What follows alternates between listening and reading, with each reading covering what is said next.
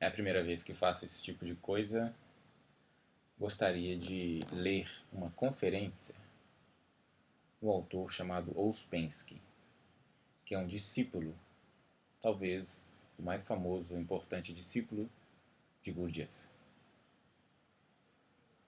Ouspensky escreveu 5 conferências que são uma síntese notável e atualíssima da ciência do desenvolvimento espiritual através da consciência.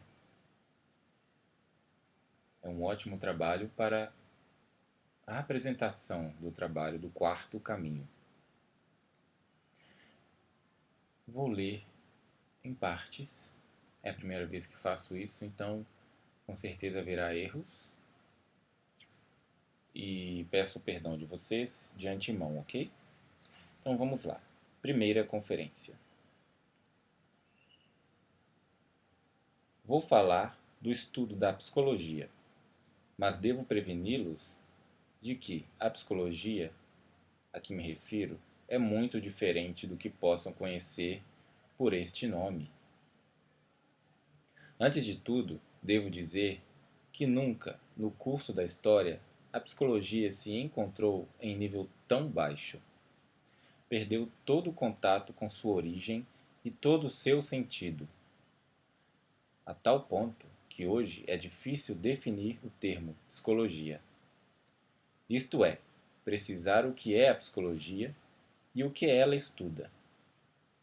E isto apesar de, no curso da história, jamais se ter visto tantas teorias psicológicas nem tantos livros sobre psicologia.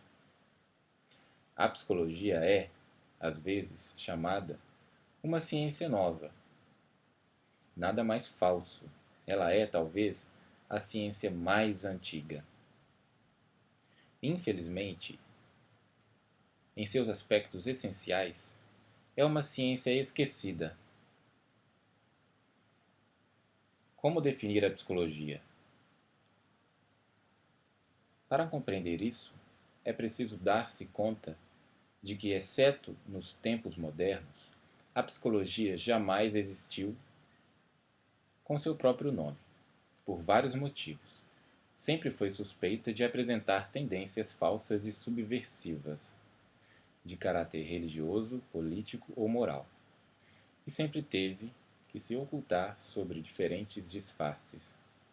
Durante milênios, a psicologia existiu com o nome de filosofia. Na Índia, todas as formas de yoga, que são essencialmente psicologia, são descritas como um dos 6 sistemas de filosofia. Os ensinamentos sufis, ou sufis, que são, antes de tudo, de ordem psicológica, são considerados, em parte, religiosos, em parte, metafísicos. Na Europa, até pouco tempo atrás, nos últimos anos do século XIX, muitas obras de psicologia eram citadas como obras de filosofia. E embora quase todas subdivisões da filosofia, tais como a lógica, a teoria do conhecimento, a ética e a estética, refiram-se ao trabalho do pensamento humano ou ao dos sentidos. Considerava-se a psicologia inferior à filosofia e relacionada somente com os aspectos mais baixos ou mais triviais da natureza humana. Ao mesmo tempo que subsistia com o nome de filosofia, a psicologia permaneceu por mais tempo ainda associada a uma ou outra religião. Isto não significa que a religião e psicologia jamais tenham sido uma única e mesma coisa, nem que a relação entre religião e psicologia tenha sido sempre reconhecida. Mas não há dúvida de que quase todas as religiões conhecidas, evidentemente não falo das pseudo-religiões modernas, desenvolveram esta ou aquela espécie de ensinamento psicológico, acompanhado muitas vezes de certa prática, de modo que frequentemente o estudo da religião comportava, já por si mesmo, o da psicologia. Na literatura religiosa mais ortodoxa, de diferentes países e diversas épocas, encontram-se excelentes obras sobre psicologia. Por exemplo, esta compilação de autores que datam dos primeiros tempos do cristianismo e que se conhece pelo título geral de Filocalia, que ainda hoje estão em uso na Igreja Oriental, onde são reservados principalmente para a instrução dos monges. No tempo em que a psicologia estava ligada à filosofia e à religião, ela existia também sob a forma de arte, poesia, tragédia, escultura, dança, a própria arquitetura. Eram meios de transmissões do conhecimento psicológico. Certas catedrais góticas, por exemplo, eram essencialmente tratados de psicologia. Na antiguidade, antes que a filosofia, a religião e a arte adotassem as formas independentes sobre as quais as conhecemos hoje, a psicologia encontrava sua expressão nos mistérios, tais como os do Egito e da Grécia Antiga. Mais tarde desaparecidos os mistérios, a psicologia sobreviveu a eles, sob a forma de ensinamentos simbólicos, que ora se encontravam ligados à religião da época, ora não, tais como a astrologia, a alquimia, a magia e, entre mais modernos, a maçonaria, o ocultismo e a teosofia.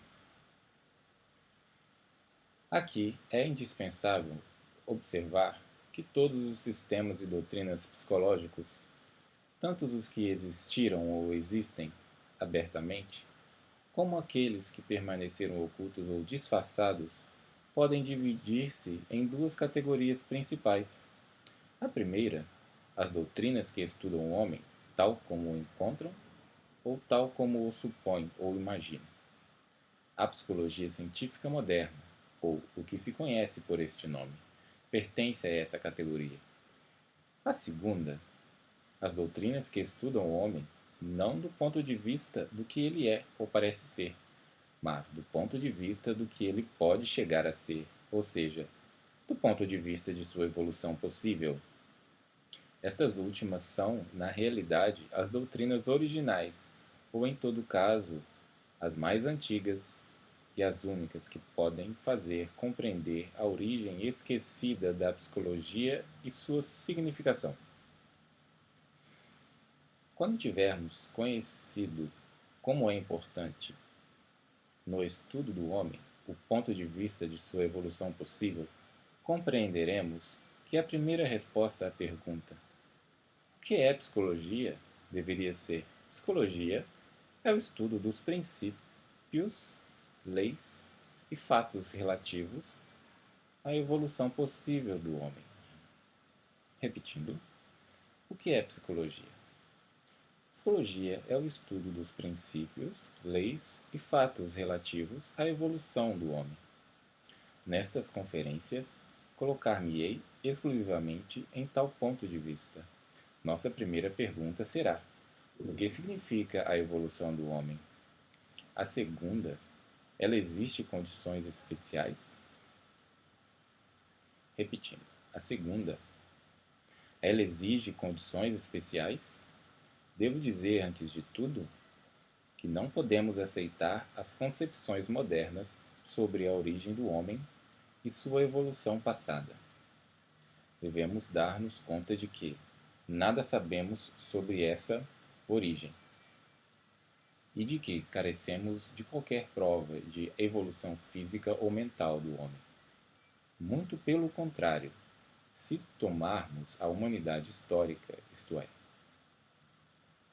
a dos 10 ou 15 mil últimos anos, podemos encontrar sinais inconfundíveis de um tipo superior de humanidade, cuja presença pode ser demonstrada por múltiplos testemunhos e monumentos da antiguidade, os quais os homens atuais seriam incapazes de recriar ou imitar.